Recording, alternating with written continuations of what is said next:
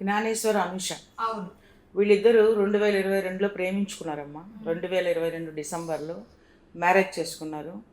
మరి వాళ్ళ పేరెంట్స్కి ఇష్టం ఉందో లేదో మనకైతే తెలియదు. ఈ అమ్మాయి తరపు మాత్రం వాళ్ళ మదర్కి ఏదో హెల్త్ ఇష్యూ ఉందని తెలుస్తుంది. వాళ్ళ అమ్మమ్మ గారు ఉన్నారు ఆమెకి. సో అలాంటి లోన్లీనెస్లో అమ్మాయి ఆ అబ్బాయితో ప్రేమలో పడటము ఇష్టపడటం. ఇప్పుడు ప్రేమలన్నీ కామనే కదమ్మా.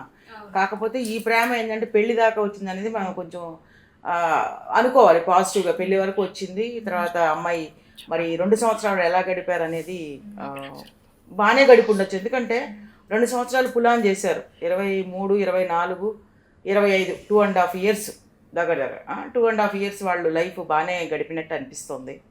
సో మరి చిన్న చిన్న గొడవలు అయితే వాళ్ళ మధ్య వచ్చి ఉంటాయి. సర్ది చెప్పడానికి వీళ్ళ పేరెంట్స్ అందుబాటులో లేరు, అబ్బాయి పేరెంట్స్. అమ్మాయి పేరెంట్స్ అందుబాటులో లేరు. సో వాళ్ళిద్దరే సర్దుకుని ఆ సంసారం నెట్టుకుంటూ వచ్చారు. అయితే ఈ జ్ఞానేశ్వర్కి కొన్ని రోజులు బాగానే ఉన్నట్టున్నాడు.